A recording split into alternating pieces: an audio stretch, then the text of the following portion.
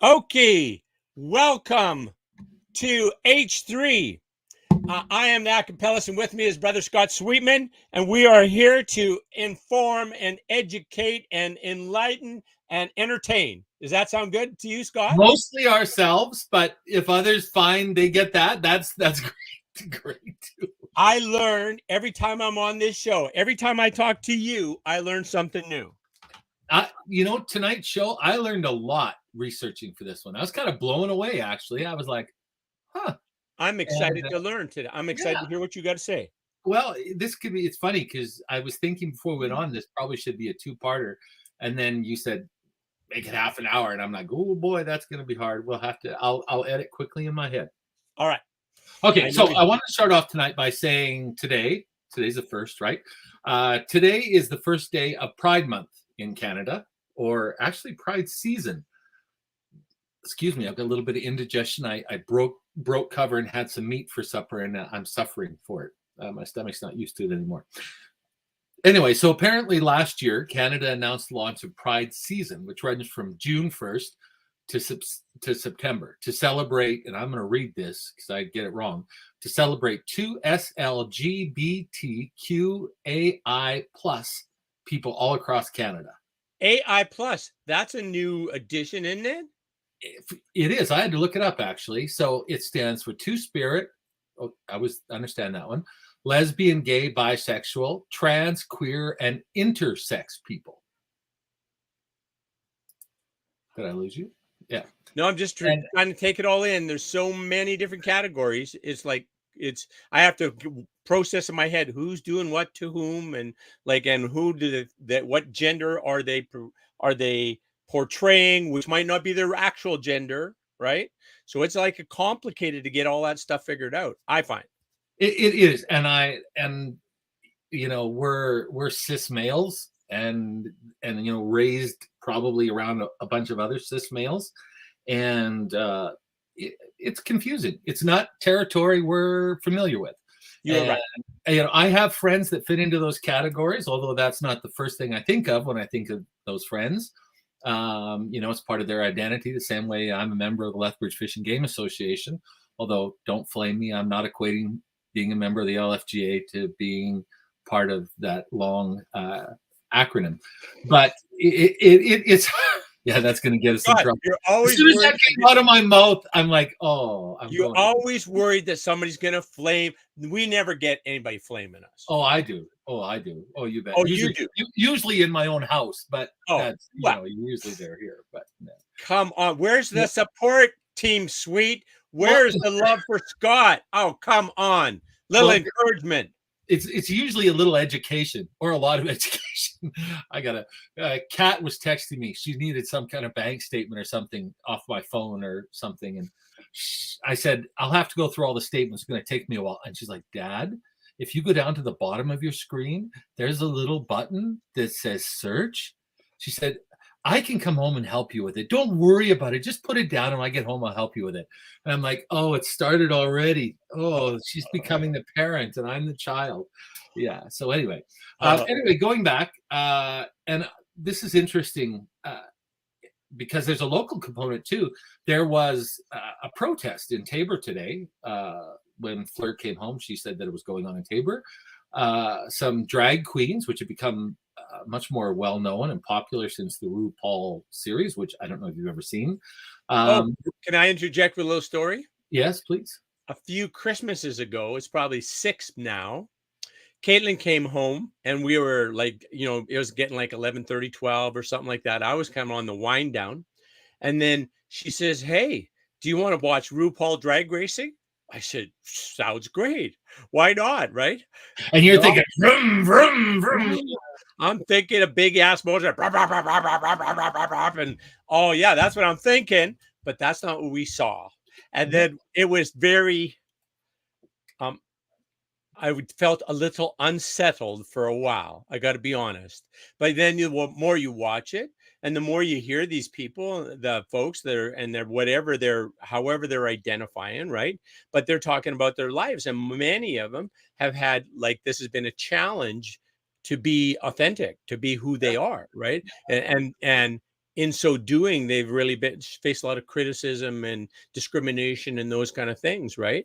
And in essence, what are they? They're just trying to express themselves, and they're using kind of their body as the canvas, right? Their body as the canvas to create the kind of what's going to be a sexy or appealing or attractive to others, right? So yeah, it's beautiful. Or to themselves, and that's actually key to what we're talking about tonight. But I remember the minute that I actually became a little woke, and I was at a conference, a cultural resource management conference in Vancouver, and it was through the University of Victoria's cultural resource management program. Anyway, a bunch of museum people were there, and I met this fellow, and he was from Australia, it's from New Zealand. Sorry, David.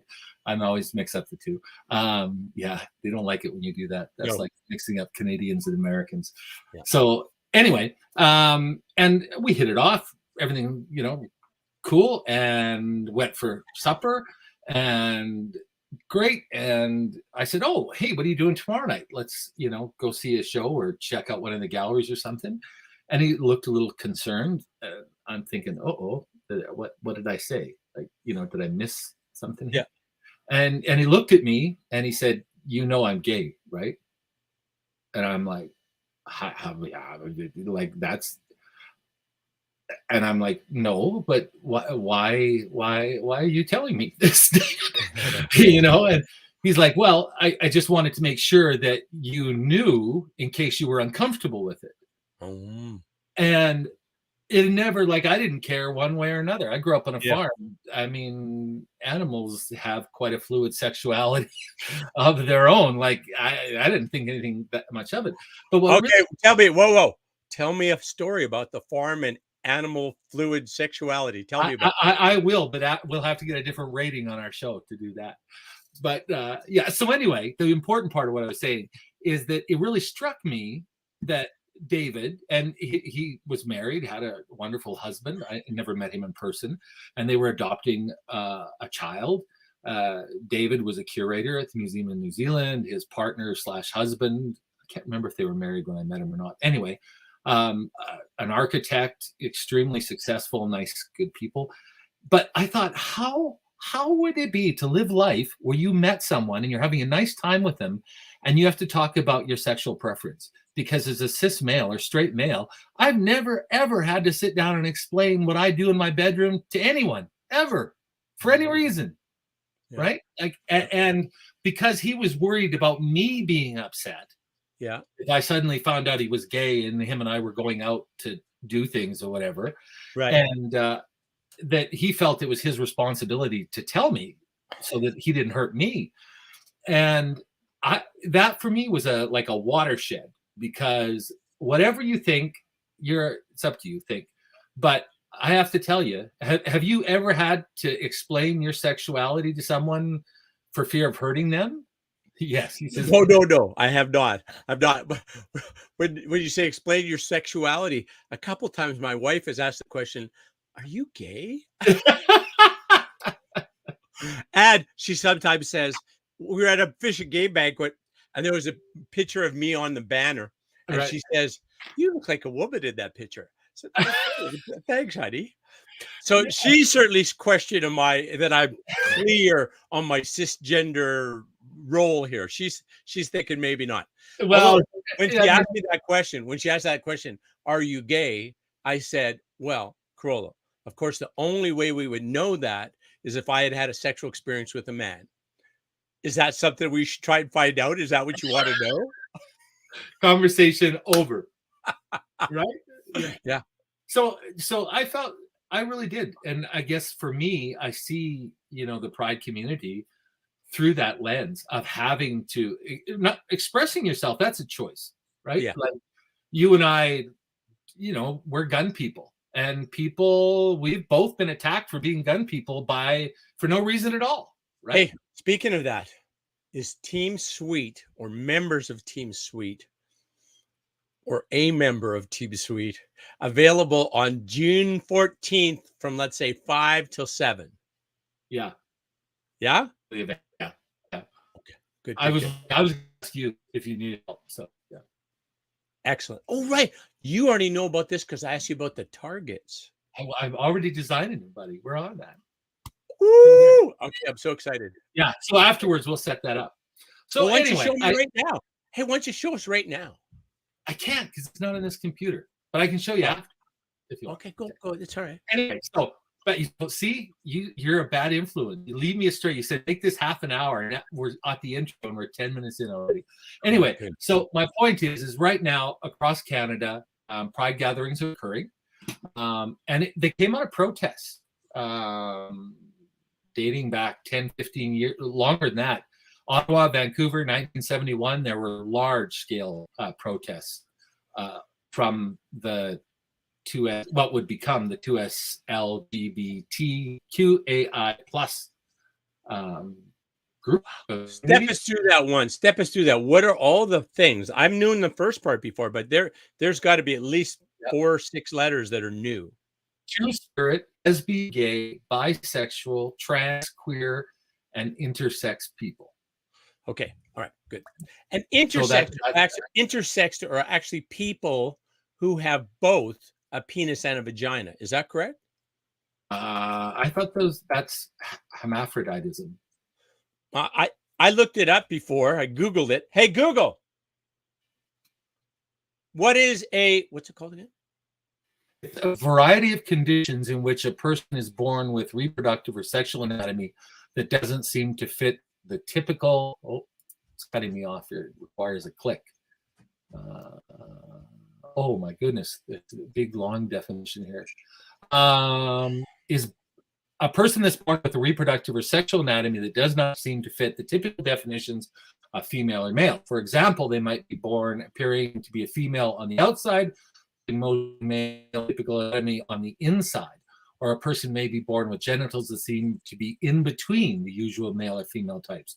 For example, a girl may be born with a noticeably large clitoris or lacking a vaginal opening, or a boy may be born with a notably small penis or a scrotum that is divided as if to form a shape more like labia. And it goes on and on and on. So I learned something tonight. I'm going to have to do some more research on that. I think I believe maybe it's very, very, very rare, but a person could be born in the intersex category with a penis and a vagina. It would fit from that definition, but that's classically called I can't pronounce it now. It's Greek. Hermaphrodites. Yeah. That sounds. Yeah, I've heard that before. Okay, carry on, Scott. What are you? Why are you distracting us from our topic?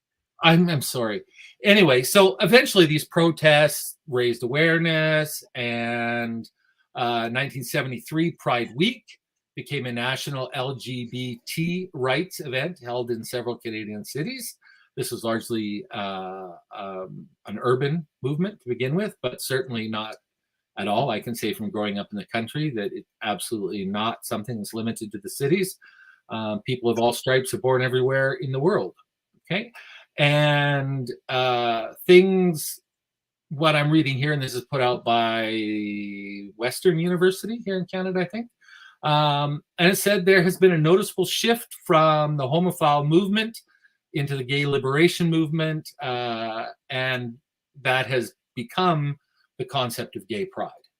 And now we have a pride season, which runs from June to September.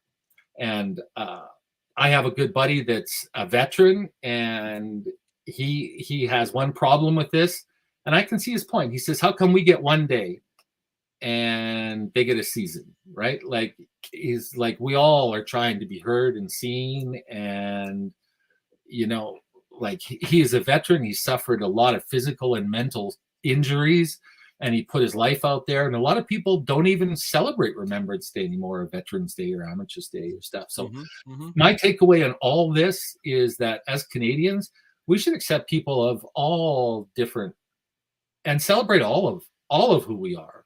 And I think that until we get to the point that we can just celebrate everyone without labeling it, and and it's part of the problem I had with the whole Black Lives Matter, no, all lives matter thing. there's such a contradiction in there because we all matter. And I can understand if you've been ignored for a long time that you want to redress that by being pushed to the front for a while. Like that's a oversimplification.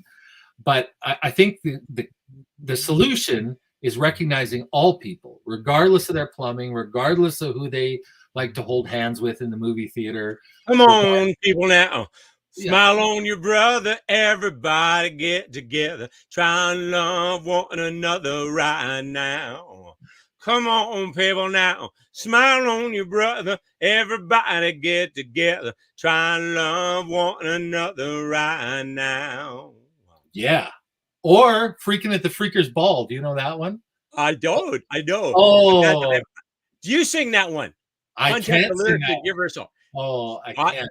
What But did that's you like, just say, Scott Sweetman? Cover of the Rolling Stones. What's the name of the group?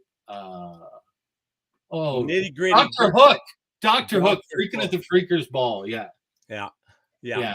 So listen to that. You'll like it. It's all about loving everyone, not making distinctions. So we're off of we're talking about pride in a different context now, but maybe the same. It's difficult to say. What do you think of when you hear the word pride? What do you think pride is? Well, like I guess in the context of people trying to fully express themselves as they are authentically are, it's taking pride in whom you are, right? And accept that you are. There's only one you, and if you happens to have whatever sexual orientation or bits or parts, as you've already said, kind of a thing. I mean, they are fully perfect and unique as themselves. Don't try to be anybody else. Right. And we're kind of moving off the pride season. We're just talking about pride that everyone feels. right. And I was like you. I thought, okay, it's a positive thing, right? Yeah. I was kind of blown away. But then I remembered being a Christian, but I'm sort of fuzzy on the whole hell thing. Don't know if I buy into that completely. The first deadly sin, the first cardinal sin is pride, right? And so when I was doing this research, I was sort of blown away by all of this negativity about pride. And I was like, whoa, where's all that coming from? Hold on here. Like, I was raised that pride is a good thing. Why are all these people Sure. angry? Like pride in ownership. That is where you've taken your good care of your property. Your property looks good, functions well, that kind of thing, right? Well, but a lot of people associate pride with arrogance, with a lot of negative feelings, a sense of self-importance that goes beyond what's necessary. And I had to take a step back, and that's where it got really interesting because there's actually two types of pride, and there's Two types. Two types of pride. Well, I'm gonna read it because it's a little bit complicated. There's going to be there's authentic and hubristic pride. Okay. And that's what we're going to talk about tonight. And what is pride? And there's two types we're going to talk about: authentic and hubristic pride, and how does self-esteem work in there? And is it good for us or is it bad for us in terms of our psychological health? Scott, I think a lot of it is kind of like, how important self-talk is, right? Okay. So let's say there's a song that you repeat over and over, kind of a thing. I think you kind of manifest it into your life. Yes. What song do you have for you, Al? Well, as of lately, every once in a while, I have to admit to go into the mirror and say, "Oh Lord, it's hard to be humble when you're perfect in every way. I can't wait to look in the mirror, 'cause I get better looking each day. To know me is to love me. I must be a hell of a man. Oh Lord, it's hard to be humble, but I'm doing the best that I can." Who wrote that song? Do you know? Oh man, I think of Mac Davis, I believe. Maybe not one of the Frizzels. I can't remember. Oh no, they were. I was going to hire a wino to decorate our home. Oh yeah, Frizzell sang that one. Yeah. And anyway, country music, love it. So no, pride, basically, well, authentic pride is the pleasure or satisfaction which arises from one achievements. And it's really important here that so you do better than yourself, right? But if you're saying I did better than Joe or Sally, that's hubristic pride. That's the bad kind Oh, of pride. Okay. okay, sure. And then Um, that's into comparing, right? That's what now you're making a comparison, right? And right. if we're just basically focused that we're not competing with anybody, we're just doing what works for us and expressing our authentic selves to express it to its personal best, right? How do we have the full and complete expression of who we are and what we believe? And pride's a little different than self-esteem, and that's one of the things, and it affects self-esteem. And this is really important. And I'm starting to worry that we have like 9 minutes to finish this. This might be a two-parter. Okay. Let's Um, make it a series, Scott. This is that we'll just say it's going to be six parts. We Six don't or know. 7 parts. We're not sure. Pride is a satisfaction taken in an achievement, a possession, or association. Classic definition of pride. Self-esteem is a confidence in one's own worth or abilities. Okay. Now, these are classic definitions of pride and self-esteem. Excessive pride is considered as arrogance or vanity.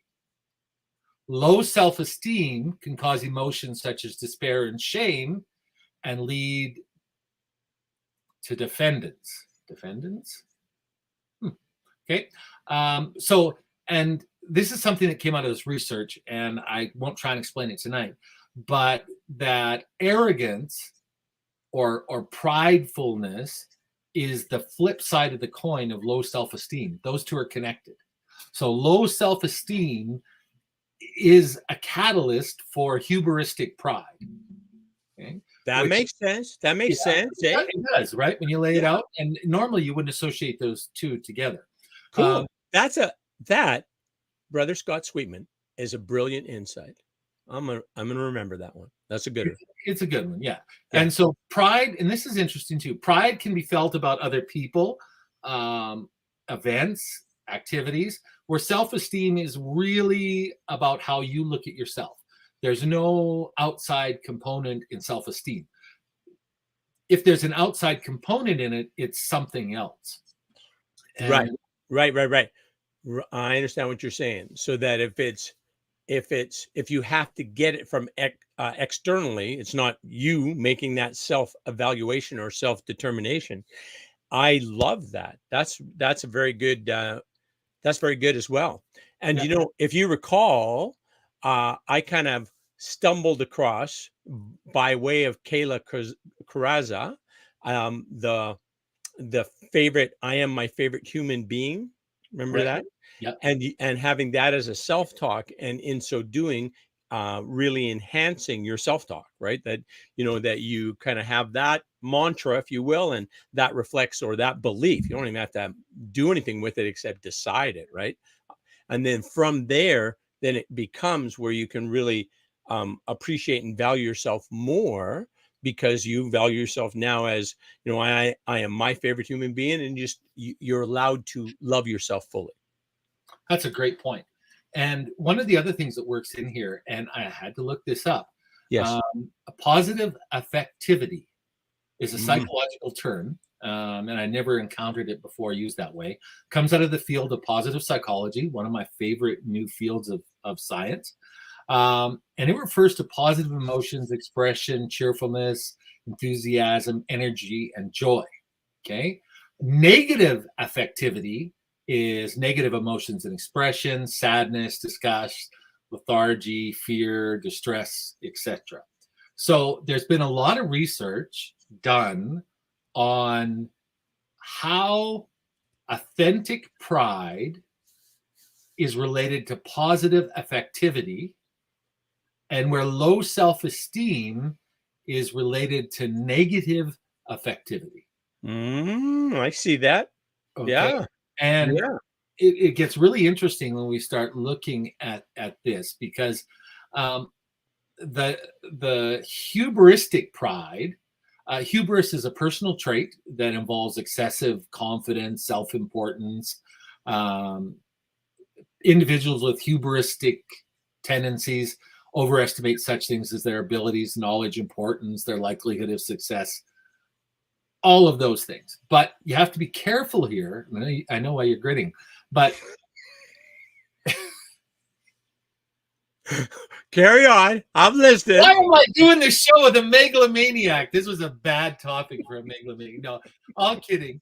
This is like stepped in it with both feet. I'm doing my research and I'm like, I'll check. No, seriously now. Is this some kind of intervention that you're hosting here?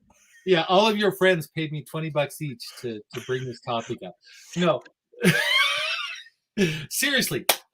I think you have a lot of authentic pride. It's a difficult balance though, right? Because authentic pride is really important with a self-conscious emotion. And the research here, and this is where I think we're going to have a part two, is the research gets into the types of emotions we have. We have primary emotions, we have secondary emotions, we have tertiary emotions, and then there's another group that I don't completely understand yet.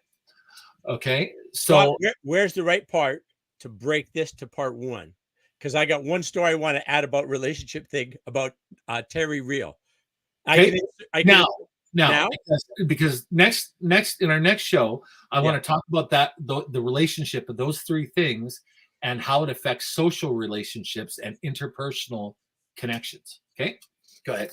Okay, so Kroll and I had subscribed to a test about your relationship with Terry Real. He's very outspoken, but he's a really good marriage therapist. And he's married to a marriage therapist. Nice. And so, yes. So, what do you think they talk about at the dinner table?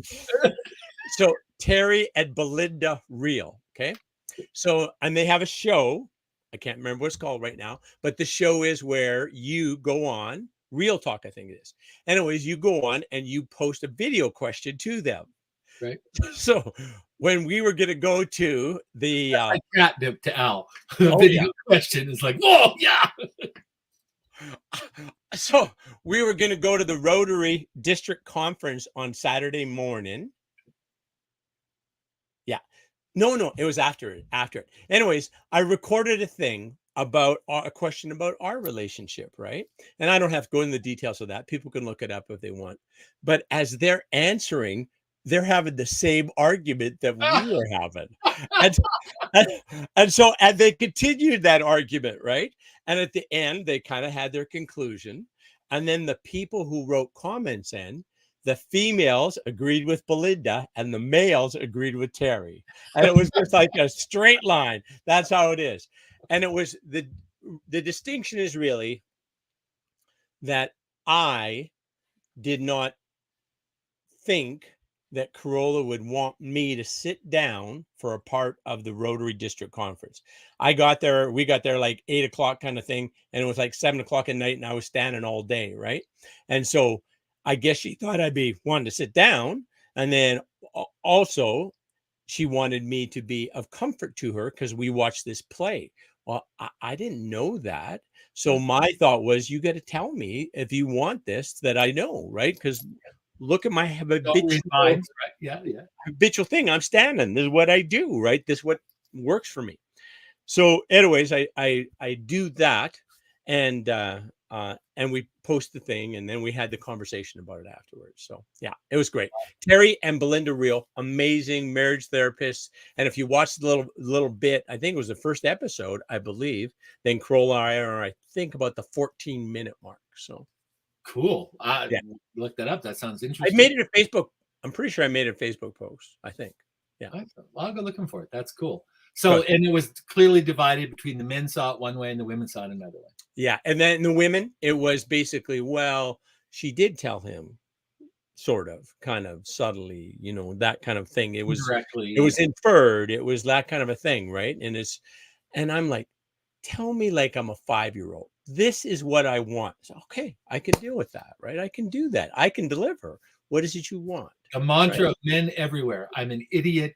Draw me a picture, tell me in block letters what you want from me. Yeah. Don't intuit, don't, suggest, don't in any way think that I'll just like read your brain and know what exactly you would like. You want me to hold your hand? Come over and grab mine. The problem we have in this house is exactly the opposite. As you know, there are 4 women here and 1 male, not including our canine family. And I always get accused of being too sensitive and acting like a woman. And I always accuse them of being completely insensitive and acting like men. So that's the argument that goes on in our house all the time. Really interesting. That's quite the dynamic you are happening there. Well, because they're always saying to me, why don't you just tell us what you want? And I'm like, well, you should be clear. I looked over there and then looked down there. What the heck's wrong with you? So it's one of those fluid things. But tomorrow's show is going to key right into that, because one of the things they've found is that this relationship between authentic pride, hubristic pride, self-esteem, self-value is also the basis on how we determine a lot of interpersonal relationships and the difference between respect and dominance. So leadership is often determined by authentic pride or hubristic pride. And leaders, and by not just like people who are in charge of things, but like when we're dancing or in a conversation, whatever, often if the person is dominating, it comes from a position of hubristic pride. If the person is esteemed by those around them and has authority because it's given to them, then that often comes from a place of authentic pride. And the research has shown that this is the same across cultures, across genders, all true all the time, everywhere, which I really want to talk about more because it's very interesting. That was beautiful. Beautiful, Scott. Okay, so you said tomorrow. We're not doing tomorrow, though. Right? Oh, yeah. We're doing next week. Next week. Okay. In internet time, it's tomorrow, Al. Well, that's true. That's right. In the real world, it's next week. Yeah. All right, that's true. But we are live, so we don't play games with what time it is. We started this show at 7:00. We're going to wrap her up about now, and we hope to see you back here next week when we're going to have another engaging part of the 6-part series that is Pride season. Yes, it's really interesting, and I promise you, whoever you are, you will find out something about yourself that you can reflect on, and it's a really important part of mental health and relationship health. I promise you that if you tune in next week, you'll go, how do I fit into that? How's that working in my life? Because it's pretty ground shaking stuff. Really interesting. All right. See you next time. Where's our closer, Scott? You didn't give me the look, man. Oh, okay. Oh, yeah. That's right. I have to be always correct. Yeah. Scott, close us up. Take us home, buddy. From my dear friend Ellen Friesen, the acapellist, to myself, Scott Sweetman, thank you for joining us tonight. We'll see you next Thursday, same place, same time, 7 p.m. on Just TV. Thanks, everyone. Woo, that was radio announcer quality.